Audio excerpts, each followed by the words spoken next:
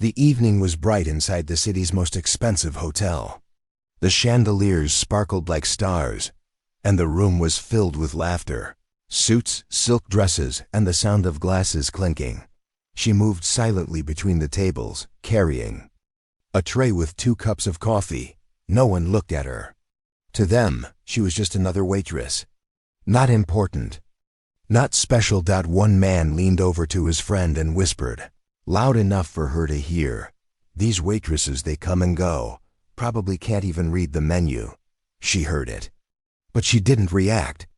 She smiled gently, placed the cups on the table, and walked away with her head down. Her shoes were old. Her black uniform didn't fit perfectly. Her hands were dry from washing too many dishes at home and work. But her steps were steady. She had learned to keep moving, no matter what people said. What they didn't know, what none of them knew, was that behind her silence she had a secret. Every night, as she worked, her ears caught the sound of the piano player in the corner. Slow, soft music always playing. It made the hotel feel rich. It made the guests feel fancy. And every night, while clearing tables or carrying plates, her fingers would tap the rhythm on her tray or her side. She knew those notes. Not from school. Not from books. From memories. Years ago, in a small house, far from this shining place, her mother used to play an old piano. That piano had broken keys and scratched wood, but the music was beautiful. She used to sit on her mother's lap and press the keys with her small fingers. Her mother would say, "Feel the music, not just the notes." But life changed. Her mother got sick. Bills piled up. The piano was sold to pay rent. And the music stopped. Now she worked from morning to midnight. Tips helped buy food. Her small apartment had no space for a piano, only dreams. Tonight, like every other night, she walked past the corner where the pianist played. He smiled politely. She nodded. She liked that corner. It reminded her of a better time. A time when music was part of her heart, not just a sound in the background. But suddenly, something was different. The music had stopped. The piano bench was empty. The hotel manager rushed past her. "The pianist canceled last minute," he muttered, looking around nervously. "Big night, important guests. What are we going to do?" She paused. Her heart started beating faster. And then, without fully knowing why, she stepped forward and said quietly, "I can play." The manager blinked. "You?" A few guests looked over. Some laughed. One woman raised her eyebrow. "The waitress is going to perform now? What is this, a comedy show?" She felt the heat rise to her face. But she didn't back down. "I know the songs. I've listened to them for months," she said softly. "Please, just let me try." The manager hesitated. The room was full. People were watching. But he had no other choice. He sighed.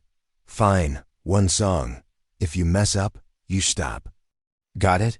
She nodded. With shaky hands, she placed her tray down and walked to the piano. Her steps felt heavy, like the whole room was pressing on her shoulders. Some guests whispered. Others chuckled. She sat on the bench, closed her eyes, took a deep breath. Her fingers hovered over the keys. Then she played. First note was soft, then another. Then the melody started to take shape. The noise in the room began to fade. The laughter stopped. Forks frozen mid-air. No one expected what they were hearing.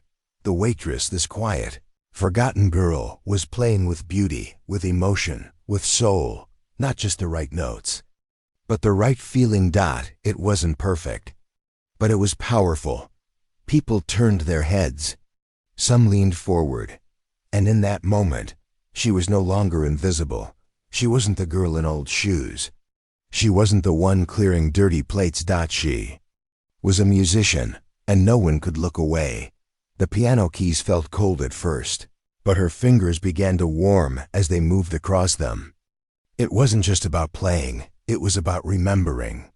Every note she played carried a memory with it. She didn't read sheet music. She didn't need to. These melodies were buried deep in her heart. As the soft tune filled the room, people stopped talking. Even the loudest table near the window had gone silent. They watched her like they were seeing something impossible. A waitress playing like a concert pianist? It didn't make sense, but they couldn't deny it. What they were hearing was real. It wasn't flashy or loud. It was gentle, emotional, and alive. The hotel manager stood off to the side, arms crossed, unsure whether to feel nervous or proud. He had taken a chance, and now he wasn't so sure this was just luck.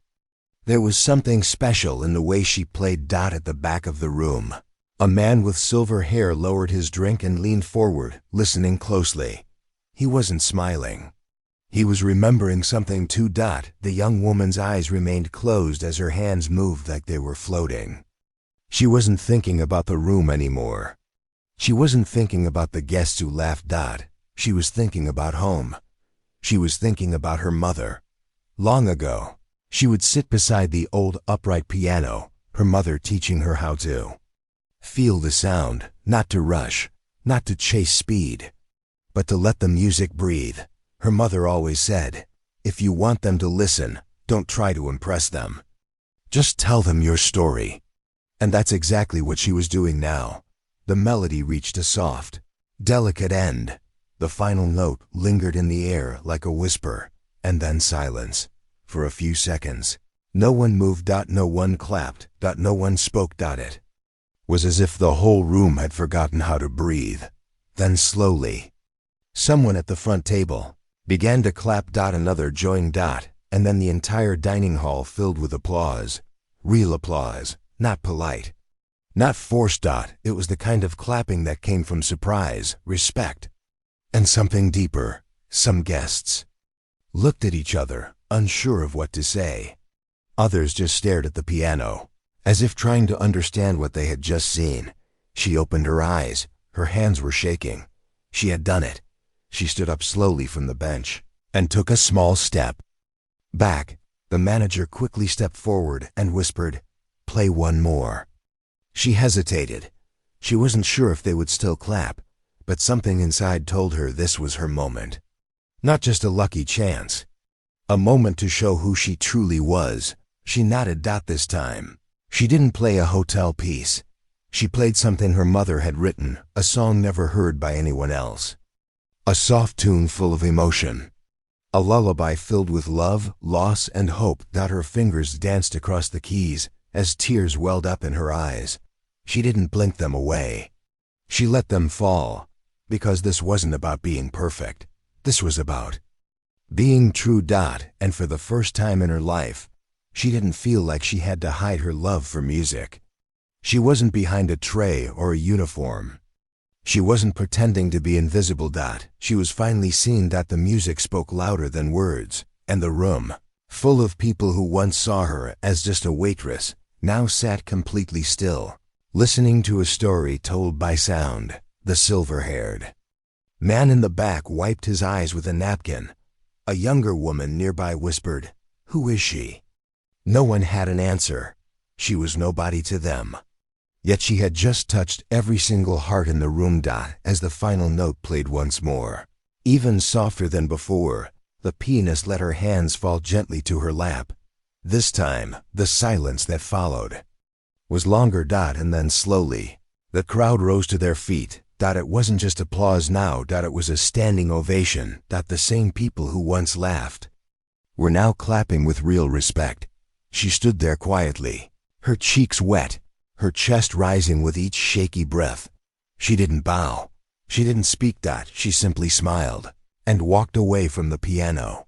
The moment she stepped away from the piano, the applause still ringing in her ears, everything felt unreal. Her heart was racing. Her hands were slightly trembling. She had no idea what had just happened, only that something had changed. She picked up her tray again and tried to return to work. But now, the room was different. Eyes followed her. Not in the usual way. Not like she was just a worker blending into the background. Now people looked at her with curiosity, with wonder, with respect. Some guests even smiled at her soft, unsure smiles, like they were embarrassed they hadn't noticed her before. A man near the bar raised a glass to her quietly. She didn't know what to do except give a small nod and keep moving. The hotel manager pulled her aside near the kitchen door. He looked confused, maybe even a little shaken. You never told anyone you could play like that," he said, almost whispering. She looked down. "No one ever asked." He scratched his head. You saved tonight, really. That was something else." She didn't know how to reply. Praise wasn't something she was used to. She just said, "Thank you," and went back to the staff area, still holding her tray. Behind the swinging doors, the kitchen was loud as always. Steam, shouting, plates clashing. The real world. A fellow waitress stopped her. "Was that really you out there?" She nodded. "Why didn't you ever say anything?" She shrugged. "It never mattered." But now, maybe it did. Later that night, after her shift ended, she walked home like usual. Long blocks, quiet streets, her shoes clicking on the sidewalk. She didn't take a cab. She couldn't afford one. But that walk home felt different tonight. She looked up at the sky. The stars seemed a little brighter, the wind a little softer. When she reached her tiny apartment, she pulled out an old notebook. Inside were scribbled songs, half-finished lyrics, and memories. She hadn't opened it in years. Just don't stop trying. She was no longer just a musician. She was a voice, a bridge, a reminder that even the quiet ones, even the ones who clean tables and walk home alone, can carry light the world didn't know it needed. One night, walking past the hotel where it all began, she stopped at the big window of the ballroom. A new pianist was playing, different style, faster, louder. She smiled, then continued walking. She didn't feel jealous. She didn't feel forgotten. She had moved beyond that stage. She belonged to the music now. Not to any place, not to any crowd. Just to the music. And the people who still needed it. Because somewhere out there was another girl, wearing worn-out shoes, carrying coffee to people who wouldn't look at her twice. Tapping her fingers on the edge of a tray, practicing in silence. And if this story ever reached her, she hoped it would whisper gently, "They might laugh, they might not see you, but your time will come. Just keep playing." She flipped to a page that had a drawing of a piano, and beside it, a message written in shaky handwriting. "Play for those who can't speak. Play for those who forgot how to feel." Her mother wrote that the day before she passed. Tears filled her eyes, but she didn't cry. Not this time. Instead, she smiled. The next morning, she arrived at the hotel early. She wanted to get back to normal, to blend in again. But something had shifted. The front desk worker gave her a long look. "You're the one who played last night, right?" She nodded. The receptionist smiled. "People are still talking about it." When she entered the main hall, she noticed something on the grand piano, a single white rose and a folded note. She looked around. No one was watching. She picked up the note. "That song reminded me of someone I lost. Thank you for the music." No name. No clue who left it. She held the note for a while, before placing it gently in her apron pocket. As the day went on, more people seemed to recognize her. One guest asked if she had a music album. Another asked if she taught piano. She didn't know how to answer either question, because the truth was, she hadn't played for years. She didn't have an album. She didn't have a plan. She only had a memory. And that memory lived in her fingers. Later that afternoon, as she was clearing a table, the hotel manager came over again. "There's an event next week," he said. "Same time, same room. Big crowd. They've requested you." Her eyes widened. "Me?" He nodded. "They want the waitress who plays like she's lived 1,000 lifetimes." She didn't know what to say. He added, "We'll pay extra. And you won't need to serve tables that night. Just the piano." She looked at him, unsure if this was real. Then she nodded slowly. "All right," she said. "I'll do it." But deep inside, part of her was scared. What if last night was a fluke? What if she failed this time? But another part deep, hidden, quiet, was excited. Maybe, just maybe, the world was finally starting to hear her. The following days felt like a blur. She still wore her black apron, still carried plates and poured water. But something was different now. Guests nodded at her when she walked by. Some smiled, even thanked her, and the grand piano in the corner no longer felt like a decoration. It felt like it was watching her, waiting. The evening of the second event arrived, quicker than she expected. She stood in the staff locker room, staring at herself in the mirror. Her hands were clean, nails trimmed, hair tied back neatly. She didn't wear makeup. She didn't have fancy clothes, just the same black outfit, with one difference: no apron this time. Tonight, she wasn't a server. Tonight, she was the music. The manager handed her a quiet nod as she stepped into the grand ballroom. Tables were full. People had come early. Some had brought guests just to see her. The lights above the piano were a little warmer, softer, like they knew something special was about to happen.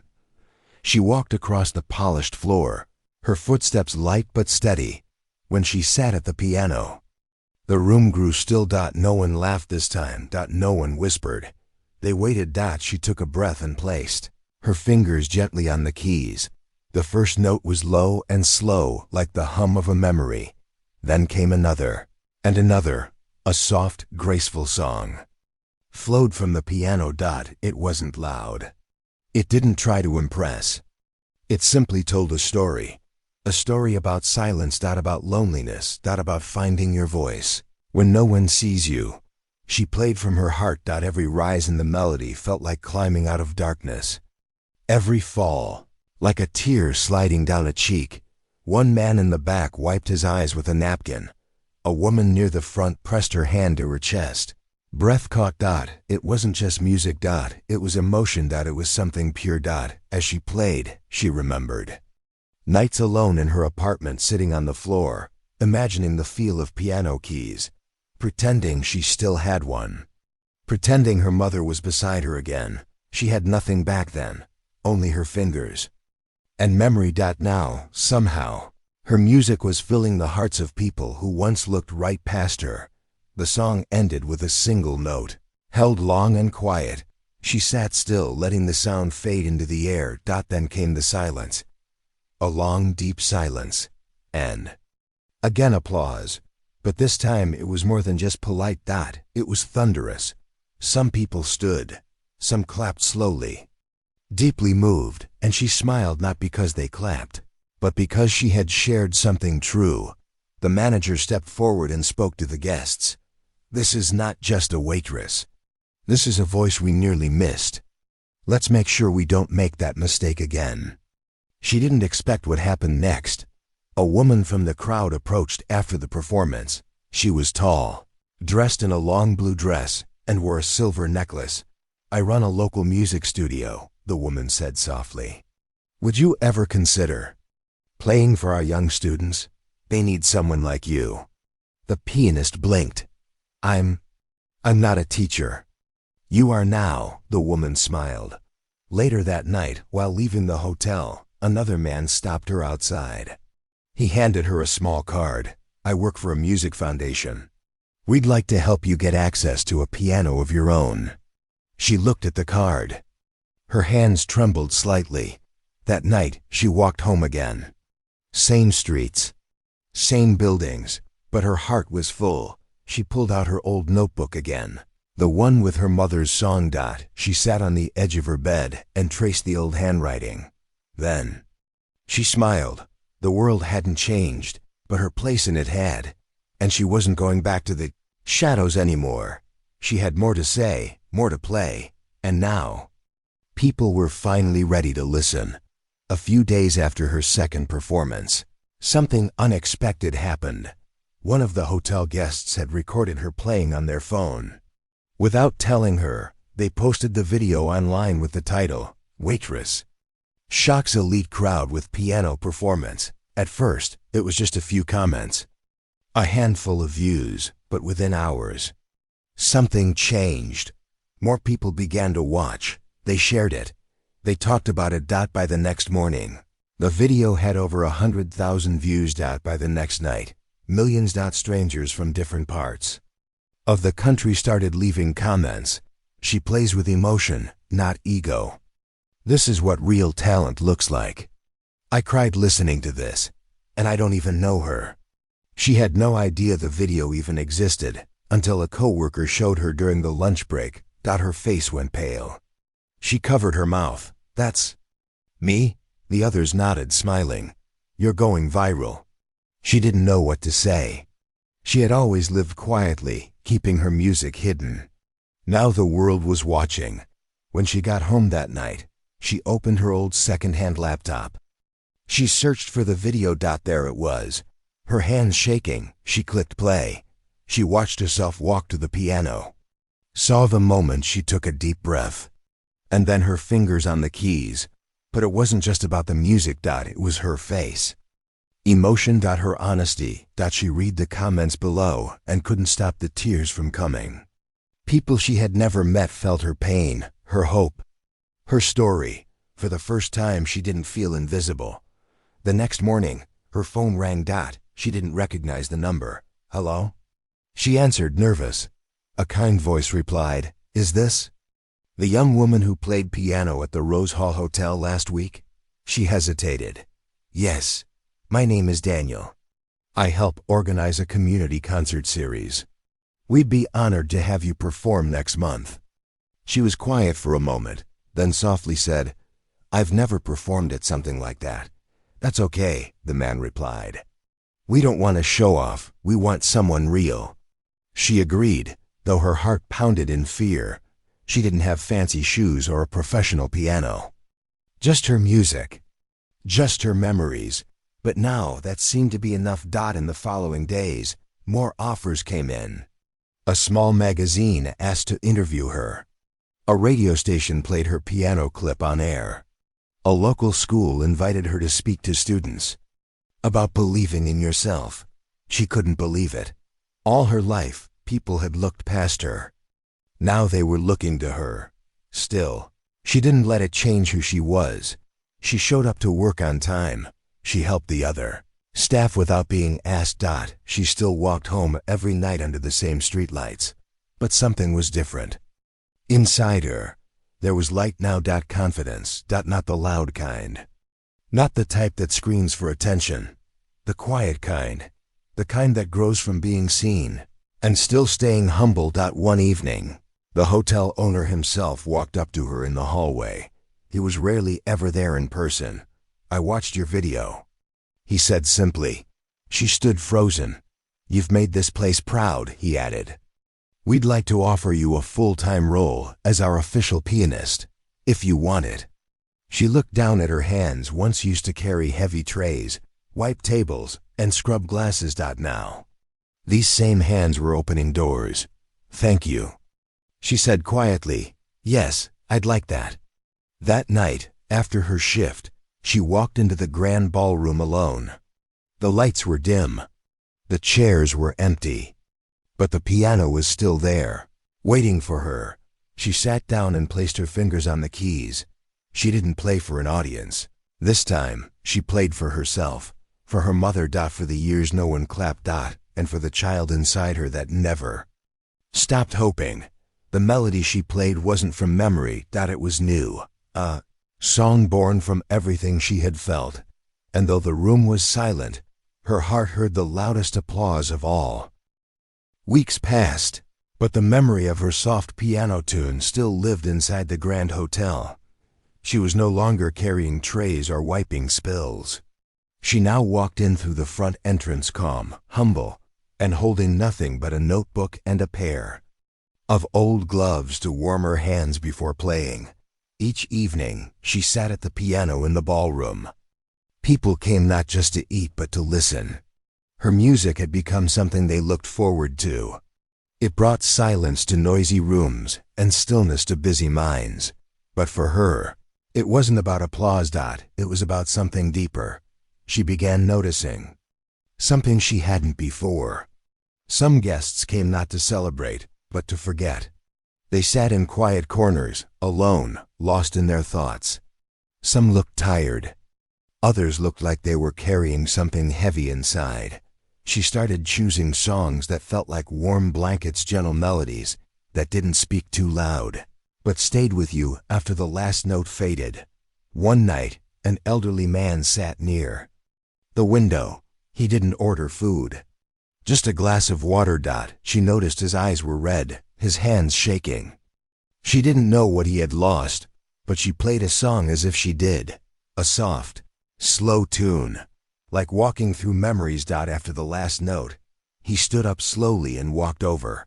He said only one thing: "Thank you. My wife used to play that same song. Tonight I felt her again." Then he left. She sat there, hands still on the keys, heart full. It was in that moment she understood. Music didn't just entertain. It healed. Her music wasn't perfect. She didn't play fast or loud, but it reached people. Not their ears, but their hearts. At the hotel, some staff still called her the pianist. Others now called her the girl who plays feelings. She liked that. One afternoon, she received an email from the local community center. They had seen the viral video and invited her to play at a support event for families dealing with loss and recovery. She wasn't sure at first. She didn't feel strong enough to be anyone's hope. But a small voice inside told her, "Your music helped you. Maybe it can help them too." So she agreed. The center was small. The piano was old and slightly out of tune. The room wasn't fancy like the hotel ballroom, but the people were real. Mothers who had lost children, veterans who missed their friends, children who spoke only with their eyes. She sat down and began to play, not a song for show, a song for comfort. And as she played, she saw it, the way shoulders relaxed, how eyes closed gently, how some people simply began to cry, not from pain, but from finally letting it out. Afterward, a young girl with a scar on her hand came up and touched her arm. "You made me feel safe," the girl whispered. That night on her walk home, the city lights felt different. She had played for strangers, and somehow she had connected with them. She passed a bus stop where a street performer was playing guitar, his case open for coins. She stopped, listened for a moment, then dropped in her last few dollars. He smiled. She smiled back. It didn't matter how grand the stage was. Whether it was a shiny hotel or a cracked sidewalk, music could still reach someone. The next day, the hotel manager told her something surprising. 2 charities called. They want to partner with the hotel for a small concert night. Would you be willing to play? She agreed without hesitation. This wasn't about fame anymore. It was about purpose. And deep inside, she began to understand something she had always heard but never truly believed. Sometimes, the people who are ignored the most are the ones with the most to give, and all they need is one moment to be seen. Winter came early that year. Cold winds brushed the city streets, and soft lights filled windows across the town. She now had more performances lined up than she ever imagined. Community centers, small theaters, even a recorded spot for a local TV station. But no matter where she played, her heart always remembered where it all started, behind a tray, inside a ballroom, and before that, beside her mother's broken piano. One evening, as she sat quietly in her apartment, flipping through her old notebook, she found a folded page near the back. It was a melody, not complete. Just a few scattered notes, but she remembered it. Her mother had started writing it during the final weeks of her life. "It's a song for tomorrow," her mother once said with a soft smile. "For when you're ready." She never got to finish it. But now her daughter had the hands and the heart to do so. She stared at the page for a long moment, then slowly closed the book. It was time. The next week, the hotel planned a special night and evening to honor local artists and performers. The ballroom would be full of guests, and they asked her to close the show. She agreed. But this time, she wasn't playing something famous. She wasn't playing for applause. She was finishing a story. On the night of the event, the hotel sparkled. White tablecloths, warm lighting, laughter echoing in the halls. She wore a simple dress, nothing flashy. Her shoes were clean but old. She didn't care. She wasn't there to impress anyone. She was there to remember. When her turn came, she walked quietly to the piano. The crowd, filled with old faces and new ones, clapped softly. She didn't speak. She didn't need to. She just sat and placed her fingers on the keys. The first few notes were slow, gentle, and a little unsure. But then the melody found its shape. It was soft like a memory, strong like a promise. She imagined her mother sitting across from her, nodding slowly, eyes filled with warmth. The song rose and fell like waves. It had no fancy tricks, just heart. As she played the last few lines, something happened. Her hands slowed and her eyes filled with tears. But she didn't stop. She played the final note and let it hang in the air. It was quiet for a full 5 seconds after she finished. No one moved. Then came the sound. Not loud at first, but deep. Applause. Real, honest, full of emotion. And as she stood and looked out at the crowd, she didn't see strangers. She saw people who had felt something. She saw eyes glistening. She saw healing. After the event, an older woman came to her. She had silver hair and walked with a cane. That song. The woman whispered, voice trembling, "I don't know who you wrote it for, but I felt like it was written for me." The pianist placed a gentle hand on her shoulder. "It was for my mother," she said softly. "But maybe it was also for yours." That night, she walked home slowly, her coat wrapped tight, notebook in hand. She didn't check her phone. She didn't count views or likes. She just looked up at the sky and whispered, "I finished it." "Mom." Inside her small room, she lit a candle near the window. Not for decoration, but for memory. She sat at the small keyboard she had been gifted by a local supporter and opened the notebook again. She had pages left now. Pages to fill with more music, not just for pain, but for hope, for joy, for those who had forgotten how to feel anything at all. They once laughed at her, but now they listened. Not because she was famous, not because she played fast, but because she played the truth. Month had passed since that unforgettable night in the hotel ballroom where she played the song her mother never finished. But something had changed in her life forever. She was no longer the girl who surprised everyone. Now she was simply the girl who could make people feel something they hadn't felt in a long time, and people wanted more. The local newspaper ran a story titled, "From Waitress to Whisperer of the Piano." With it came more calls. Invitations to schools, music clubs, retirement homes, even hospitals. Not glamorous places, but meaningful ones. She never said no, because deep down, she remembered what it felt like to have no one listening. She didn't want anyone else to feel that way. One rainy afternoon, she arrived at a small care center for elderly people. The staff had asked her to play a short set for the residents. She entered the room quietly, rolled up the sleeves of her sweater, and sat at the center's old, upright piano. No stage, no cameras, just a handful of old souls with soft eyes and stories. In their silence, she started to play soft and slow, and something began to shift in the room.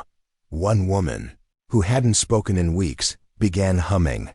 A man in the back, who always sat with his head down, looked up with tears in his eyes. The music didn't need words. It went straight to the heart.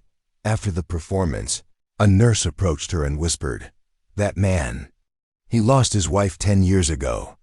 He hasn't reacted like this to anything in years." She didn't know what to say, so she just nodded and smiled. Moments like that, these quiet, personal victories, mattered more to her than applause in fancy ballrooms ever could. Later that evening, as she sat on her small bed back Home, she looked around her room. The walls were still plain. The furniture was still secondhand. Nothing looked rich, but everything felt full. She picked up her notebook again. It was almost filled now. Some pages were messy, others neat. Some were music. Others were just thoughts. One page read, I used to feel invisible. Now I help others feel seen. She looked at it for a long time, then closed the notebook and smiled. One weekend, she was invited to perform at a student recital. Young kids, some nervous, some excited, took turns playing short songs on stage. She wasn't the guest of honor. She wasn't even on the poster. But when the host asked her to close the night, the entire room leaned in. She sat down and looked at the crowd, not full of wealthy guests or polished critics, just parents, teachers, kids with shaky hands. She played something simple, not to show off, but to say, you don't have to be perfect. You just have to be honest. After the event, one little girl with a ponytail walked up to her and said quietly, I want to play like you someday. She bent down, smiled, and replied, you already can.